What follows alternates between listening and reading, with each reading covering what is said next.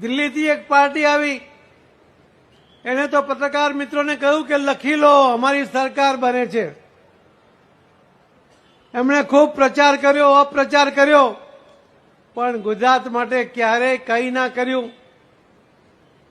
એમણે ઘણા ટાર્ગેટ ઉભા કર્યા, મને પણ ટાર્ગેટ બનાવવાની કોશિશ કરી, પણ મેં એનો જવાબ આપવાનું ટાળ્યું, કેમ કે મને ખબર હતી કે મારા વતી ગુજરાત ભારતીય જનતા પાર્ટીના કાર્યકર્તાઓ એનો જવાબ આપશે.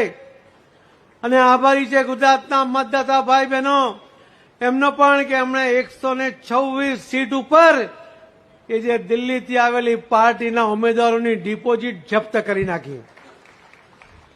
એને ખો ભૂલી જવાય એ પ્રકારનો પાઠ ગુજરાતના મતદાતા ભાઈ બહેનો અને કાર્યકર્તાઓ એને ભણાવ્યો હતો.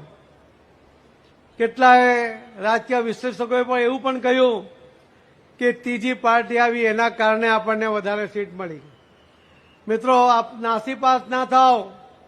135 સીટ એવી છે કે જે કોંગ્રેસ અને દિલ્હીથી આવેલી પાર્ટી બંનેના મતને આપણે ટોટલ કરીએ તો પણ ભારતીય જનતા પાર્ટીના ઉમેદવારોની લીડ ઘણી બધી વધારે